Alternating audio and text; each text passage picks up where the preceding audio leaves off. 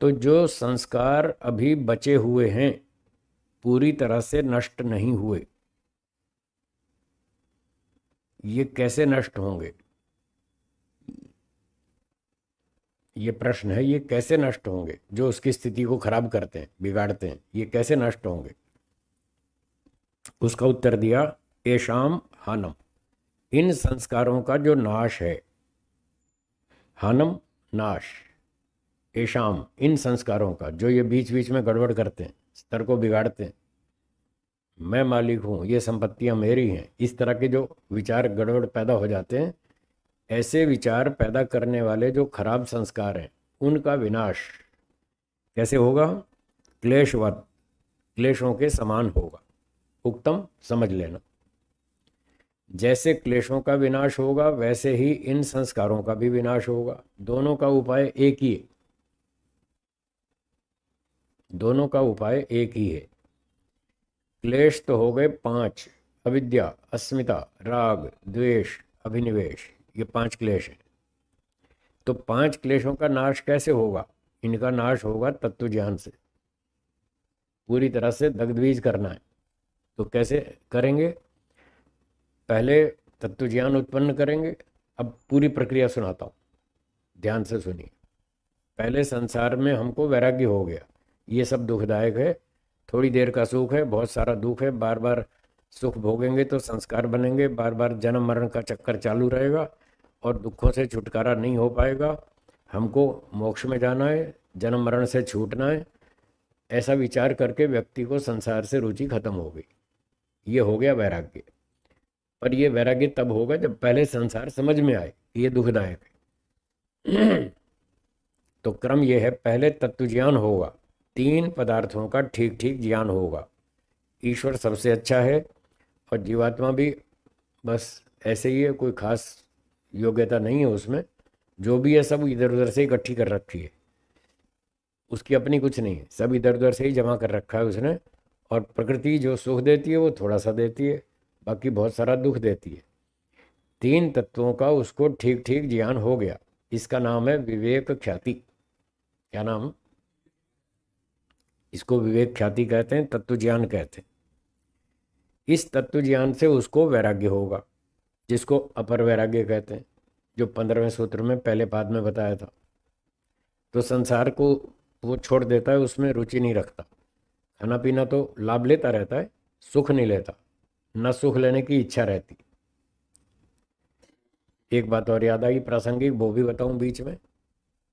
अभी जैसे मैंने कहा वो संसार को छोड़ देता है, छोड़ देने का मतलब वस्तुओं का उपयोग नहीं छोड़ता, वस्तुओं का प्रयोग उपयोग करता रहता है, पर इसमें सुख लेने की इच्छा को छोड़ देता है। एक शब्द चलता है त्याग, क्या शब्द है? और दूसरा है वैराग्य, दूसरा, ये दोनों शब्द आपने सुन रखे। त्याग और वैराग्य में अंतर है। संसार में आपको त्यागी तो लाखों मिलेंगे, वैरागी गिने चुने मिलेंगे, 25-50 लोग।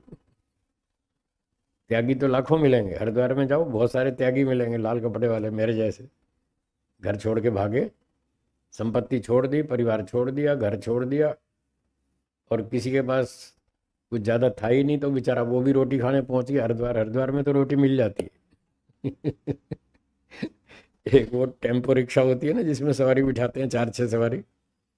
एक टेम्पो रिक्शा के पीछे एक वाक्य लिखा था, मैंने पढ़ा, बढ़िया वाक्य लिखा था, नानक दुखिया सब संसार, जो ज्यादा दुखी वो हरिद्वार। नानक दुखिया सब संसार, और जो ज्यादा दुखी वो हरिद्वार, वो भाग जाता है हरिद्वार की, यहाँ तो झंझट बहुत है, निकलो यहाँ से। है, हाँ वही हरिद्वार में ही था, हरिद्वार में ही था वो, हरिद्वार में ही वो ऑटो रिक्शा था जिस पर ये लिखा था पीछे, नानक दुखिया सब संसार, जो ज्यादा दुखी वो हरिद्वार। तो मतलब जो ज्यादा परेशान हो जाता है उसको वैराग्य हो जाता है, और वो वैराग्य होकर के फिर वो भाग जाता है हरिद्वार में। क्यों भाग जाता है? कि वहाँ रोटी तो मिल ही जाएगी। क्या? हाँ, नहीं मिला खाने को तो बाबा जी हो जाओ, हाँ रोटी तो मिल ही जाएगी। तो ये सब लोग क्या हैं, त्यागी। तो वहाँ त्यागी बहुत मिलते हैं, जो घर छोड़ आए, परिवार छोड़ आए, संपत्ति छोड़ आए। घर परिवार आदि संपत्ति को भौतिक रूप से छोड़ देना, ये है त्याग। लेकिन इन वस्तुओं का सुख लेने की इच्छा को छोड़ देना, इसका नाम है वैराग्य। ये जो त्यागी लोग हैं, इन्होंने भौतिक रूप से तो छोड़ दिया, पर मन में अभी सुख लेने की इच्छा नहीं छूटी है। हाँ, उनमें और दुनिया वालों में ज़्यादा फर्क नहीं है, थोड़ा ही अंतर है। इच्छा तो दोनों में है, वो त्यागी लोगों में भी है और संसारी लोगों में भी है। इच्छा तो दोनों में है सुख लेने की। इनके पास साधन उपलब्ध है, उनके पास है नहीं, अथवा कुछ थोड़ा बहुत समझ के उन्होंने छोड़ दिए या है नहीं, बस स्थूल रूप से वस्तुओं को छोड़ दिया, प्रयोग करना छोड़ दिया या बंद कर दिया। इसका नाम है त्याग। यदि मन में भौतिक चीज़ों का सुख लेने की इच्छा को छोड़ दिया, इच्छा पर ध्यान देंगे, अगर सुख लेने की इच्छा को छोड़ दिया तो वैराग्य है, उसका नाम है वैराग्य। उससे असली शांति मिलती है। तो ऐसे वैरागी तो 5-25 मिलेंगे, बहुत थोड़े लोग मिलेंगे, बाकी त्यागी तो बहुत हैं। तो अब उसने जब तीनों चीज़ों का तत्व ज्ञान प्राप्त कर लिया कि संसार बेकार है, दुखदायक है, और आत्मा भी ऐसे ही खाली खाली है, उसके पास भी कुछ नहीं है, असली संपत्तियां ईश्वर के पास हैं, जो भी ज्ञान बल आनंद विद्या जो भी चाहिए वो ईश्वर के पास है। तो ये समझ करके उसको फिर संसार से वैराग्य हो जाता है। वो कहता है नहीं, संसार का सुख नहीं लेना है, फिर वो छोड़ छाड़ के निकल लेता है अपनी साधना में। तो इस वैराग्य से फिर उसको संप्रज्ञात समाधि प्राप्त होती है। क्या प्राप्त होती है? संप्रज्ञात समाधि। ये जो वैराग्य का स्तर बताया, ये छोटा वैराग्य है, अपर वैराग्य, जो पहले पाद के 15वें सूत्र में। इस छोटे वैराग्य से, अपर वैराग्य से उसको संप्रज्ञात समाधि प्राप्त होती है। इस संप्रज्ञात समाधि में उसको संसार के सूक्ष्म तत्व, मन बुद्धि इंद्रियां आदि आदि, इनकी अनुभूति अच्छी तरह हो जाती है, और आत्मा की अनुभूति हो जाती है अपनी, कि मैं कैसा, मेरा आत्मा का असली स्वरूप क्या है, वो भी उसको प्रत्यक्ष हो जाता है। संप्रज्ञात समाधि में भौतिक वस्तुएं और जीवात्मा, इन दो का साक्षात्कार हो जाता है, पूरी क्लियरिटी हो जाती है। अब फिर उसको आगे आगे चलता है, फिर आगे उसके बाद होता है पर वैराग्य, जो पहले पाद के 16वें सूत्र में, योग दर्शन पहला पाद सूत्र 15 में छोटा वैराग्य अपर वैराग्य, और 16वें सूत्र में पर वैराग्य ऊंचा वैराग्य। फिर ऊंचे वैराग्य में उसकी क्या इच्छा होती है, मुझे प्रकृति का सुख भी नहीं चाहिए, न बाहर का चाहिए न अंदर का चाहिए, कोई नहीं चाहिए, बस ईश्वर चाहिए और कुछ नहीं चाहिए, सिर्फ एक ईश्वर की इच्छा बची है। इसका नाम है पर वैराग्य। तो जिसको केवल ईश्वर चाहिए वो फिर पूरी ताकत लगाता है, दिन रात उसके पीछे पड़ जाता है कि बस मुझे और कुछ नहीं चाहिए, सिर्फ ईश्वर चाहिए। जो लोग पैसे के पीछे पड़ जाते हैं, मोटी कहावत है संसार में, हाथ धो के पीछे पड़ गया है, तो हाथ धो के पीछे पड़ गया है, या नहा धो के पीछे पड़ गया, ऐसी कहावत है। तो जो कोई व्यक्ति हाथ धो के किसी चीज़ के पीछे पड़ जाए तो वो चीज़ उसको मिल जाती है या नहीं? मिल जाती है। तो मोटी भाषा में, सांसारिक भाषा में, जब व्यक्ति हाथ धोकर ईश्वर के पीछे पड़ जाता है, बस ईश्वर चाहिए और कुछ नहीं चाहिए, तो ईश्वर उसको मिल जाएगा। जब ईश्वर उसको मिल जाता है, बस वो असंप्रज्ञात समाधि है। फिर जो उसको वहाँ स्वाद आता है वो दुनिया में कहीं भी नहीं। जो ईश्वर का आनंद मिलता है उसका स्वाद दुनिया में कहीं भी नहीं। जो अभी मैं बता रहा था, लाख गुना ऊंचा, रसगुल्ले के स्वाद से लाख गुना ऊंचा, इतना बढ़िया ऊंचा सुख है वो जिसको मिल जाता है, बस वो कहता है बस ये दुनिया बेकार, कचरा पेटी है। ये रूप रस गंध शब्द स्पर्श ये सब कचरा पेटी है, मुझे बस मोक्ष में जाना है, ईश्वर ही चाहिए और कुछ नहीं चाहिए। उस समाधि में जो उसको ये आनंद मिलता है और ईश्वर से जो ज्ञान मिलता है, यही ज्ञान जो अब तक उसने प्राप्त किया था कि ये तीन चीज़ें ऐसी हैं, वो ज्ञान और पक्का पक्का पक्का होता जाता है, और पॉलिश होता जाता है, चमकता जाता है, इतना बढ़िया क्रिस्टल क्लियर एकदम साफ सुथरा शुद्ध ज्ञान हो जाता है, ये दुनिया कचरा पेटी है, इसको छोड़ो, बस मुझे मोक्ष चाहिए और कुछ नहीं चाहिए। तो ये असंप्रज्ञात समाधि में जो ये ईश्वर से ज्ञान प्राप्त होता है और जो आनंद प्राप्त होता है, इसकी सहायता से वो अविद्या आदि 5 क्लेश पूरी तरह से नष्ट होते। यहाँ पहुँचना था हमको। क्लेशों का विनाश ऐसे होता है, उस असंप्रज्ञात समाधि के बिना नहीं होगा। कमज़ोर हो जाएंगे क्लेश, ढीले पड़ जाएंगे, पूरी तरह से नहीं मरेंगे, खत्म नहीं होंगे। तो इस समाधि के बाद फिर वो क्लेश दग्धबीज हो जाते हैं। तो अब सूत्र 28 में कह रहे हैं एशाम हानम, इन संस्कारों का विनाश, वो भी ऐसे ही होता है क्लेशवत, जैसे क्लेशों का नाश होता है। तो क्लेश के नाश की प्रक्रिया आ गई समझ में। बस इसी प्रक्रिया से वो जो संस्कार हैं वो भी नष्ट हो जाते हैं। अब ये क्लेश और संस्कार में क्या अंतर है वो और सुनिए। मुझे पता है आप क्या पूछेंगे। मुझे मालूम है। अविद्या तो है क्लेश, राग द्वेष, ये तो क्लेश है। एक व्यक्ति को अपनी कार बहुत अच्छी लगती है और वो कार में बैठ के खूब अच्छा सुख लेता है, बढ़िया गाड़ी है, अच्छी गाड़ी है, महंगी गाड़ी है, एयर कंडीशनड है, सब सुविधाएं हैं, तो वो उससे सुख लेता है। जब उससे सुख लेता है तो उसमें उसको राग हो जाता है, अटैचमेंट हो जाती है, आसक्ति हो जाती है। कार हो, बंगला हो, खाना हो, पीना हो, फ़ोन हो, कंप्यूटर हो, कुछ भी हो, जिस भी चीज़ से हम सुख लेते हैं उसमें हमको अटैचमेंट हो जाती है, आसक्ति हो जाती है। इसको बोलते हैं राग। यह है क्लेश, जो 5 क्लेशों में बताया इसका नाम अविद्या, अस्मिता, राग, द्वेष, अभिनिवेश। ये तो क्लेश हो गया। तो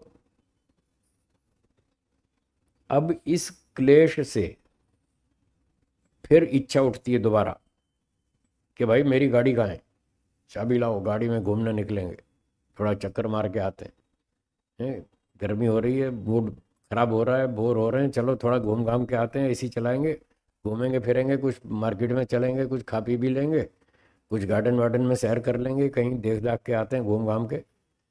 तो फिर उसने उस राग के कारण अब वो फिर कार उठाई और फिर निकल गया घूमने फिरने, फिर घूमा फिरा, उसका सुख लिया, कार में बैठा एसी चलाया, उसका सुख लिया। एसी चलाने का विरोध नहीं कर रहा हूँ, मैंने अभी कहा था वस्तुओं का उपयोग करने का विरोध नहीं है, सुख लेने का विरोध है, सुख नहीं लेना। तो वो जब सुख लेता है तो फिर वो राग उभरता है, और राग उभरता है तो फिर इच्छा उठती है, इच्छा उठती है, फिर वही क्रिया करता है, फिर कार चलाता है, फिर कार में बैठ के उसका सुख लेता है। जब सुख लेता है तो उसका फिर संस्कार बनता है। उस सुख से फिर एक मन के ऊपर छाप लगती है कि हाँ मज़ा आ गया, कार में बैठे, एसी का मज़ा लिया, कार में खाया पिया, घूमे फिरे, उसका सुख लिया, तो उसके संस्कार बनते हैं। वो संस्कार उस राग को और मजबूत करते हैं।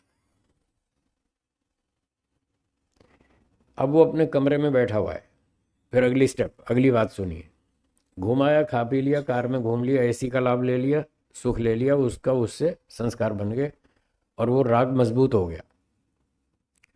अब वो अपने कमरे में बैठा है और फिर बैठे बैठे सोचता है कि कार का सुख लेना चाहिए या नहीं लेना चाहिए। अब ये फिर राग उठ रहा है, उसको विचार उठ रहा है, अंदर से विचार उठ रहा है, भाई कार का सुख लेना चाहिए या नहीं लेना चाहिए। तो एसी का सुख लेना चाहिए या नहीं, हाँ लेना चाहिए। मिठाई का सुख लेना चाहिए या नहीं लेना चाहिए। अब जो लेना चाहिए, जो बैठे बैठे ही विचार कर रहा है, और जो ये उसका निर्णय बनता जा रहा है अंदर अंदर, हाँ हाँ सुख लेना चाहिए, अच्छी बात है, इसका नाम है संस्कार। बैठे बैठे ही संस्कार बनते रहते हैं। बैठे बैठे बस सोच रहे हैं, खाली सोचने सोचने में भी बहुत खतरा है। अगर आपने ये सोचा कि हाँ कार का सुख लेना चाहिए, एसी का सुख लेना चाहिए, मिठाई का सुख लेना चाहिए, घूमने फिरने का सुख लेना चाहिए, बस इतना मन में निर्णय कर लिया, तो इससे फिर संस्कार बनता है। ये है संस्कार। भोगने से तो बनता है क्लेश, सुख को भोगने से क्या बनता है, क्लेश। और इस क्लेश की बस स्मृति और विचार मात्र करने से संस्कार बनता है। और ये संस्कार फिर उस क्लेश को मजबूत करता है। फिर वो क्लेश फिर विचार उठाता है कि सुख लेना चाहिए, और वो व्यक्ति कहता हाँ हाँ लेना चाहिए, बस ये हाँ हाँ लेना चाहिए बोला और फंस गया, फिर नया संस्कार। इस तरह से क्लेश और संस्कार का एक चक्र चलता है। क्लेश से संस्कार बनता है, संस्कार से क्लेश बनता है, क्लेश से फिर नया संस्कार बनता है, नए संस्कार से फिर नया क्लेश बनता है। ये मजबूत होते जाते हैं, एक दूसरे को पक्का करते जाते हैं। सोचो कितना खतरे वाला काम है। लोग कमरे में बैठे बैठे अपने संस्कार बनाते रहते हैं। समोसा खाना चाहिए, उसका सुख लेना चाहिए, कचौरी का सुख लेना चाहिए, हैं खीर पूरी मटर पनीर का सुख लेना चाहिए, बैठे बैठे ही अपना काम बढ़ाते रहते हैं। ये सारा काम खतरे वाला है, इससे उल्टा करना चाहिए। अगर मन में इच्छा उठती हो कि मटर पनीर का सुख लेना चाहिए तो बोलो नहीं लेना चाहिए, मटर पनीर खाना चाहिए पर सुख नहीं लेना चाहिए। अंदर डिसीजन ये होना चाहिए, तो आप संस्कारों को रोक पाएंगे, नहीं तो नहीं रोक पाएंगे। ये संस्कार बनते रहेंगे और फिर वो संस्कार क्लेशों को बढ़ाते रहेंगे, फिर वो क्लेश इन संस्कारों को बढ़ाते रहेंगे। दिन रात ये चक्र चलता रहेगा। ये है अंदर का मनोविज्ञान का।